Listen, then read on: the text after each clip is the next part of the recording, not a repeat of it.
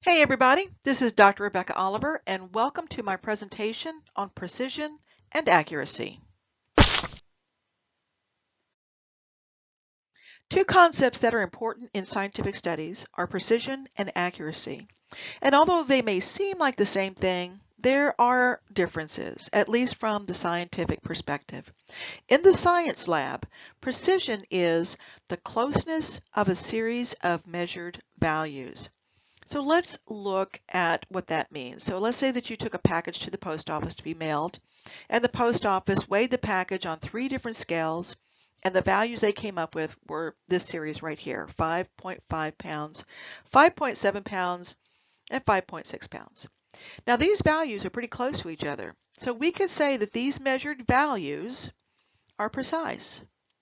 But what if you went to a different post office where they weighed the packages on their 3 scales, and the values ended up looking like this: 5.5 pounds, 5.0 pounds, and 6.3 pounds.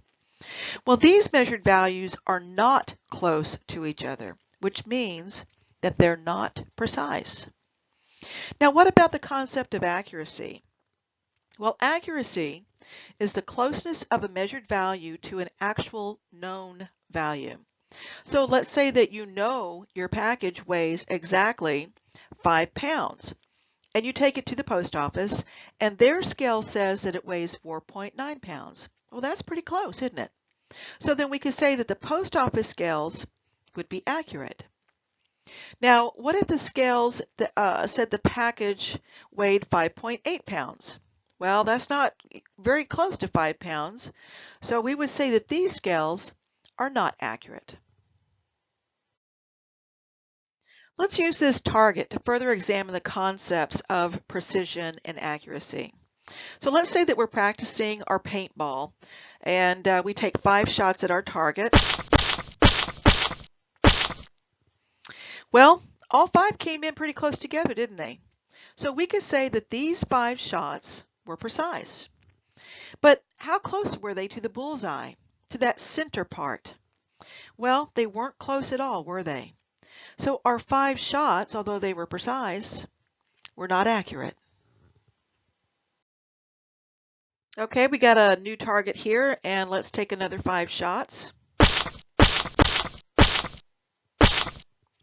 All right, now what do we have? Well, all of our shots landed close together, right? So we would say that we had good precision, that we have precise shots going on here. And what else do we see? We see that these 5 shots landed on the bullseye too, so they were also accurate. So here's an example of having precision and accuracy. All right, another clean target. Let's take our 5 shots. And let's see how we did. Well, these shots aren't very close together. In fact, if we look, we can see there's a pretty good spread between the upper ones and that one lower one. So what we have here is a situation where we're not very precise, but all 5 shots came pretty close to that bullseye, didn't they? So even though they lack precision, in this case, they're accurate. And let's do one more. All right, now what do you see? What do you see? Well, hopefully one of the things that you see is that none of these shots are close together, nor are they anywhere near that bullseye. So how would you classify this target and the shooting that happened here? You would say that it was not precise, nor was it accurate. Let's try a couple more examples, this time using some scales. So here we have 3 scales, and we're going to put on the scale a gold block that we know weighs 16.0 grams. And when we put it on this first scale, we can see that we got a reading of 16.1 grams. And then if we place it on the second scale, we get 15.9 grams. And on the third scale, we end up with exactly 16.0 grams. Now, if we take a look at these, what will we say? Well, we could say that the scales are precise because all the measured values are pretty close together. What else could we say about these scales?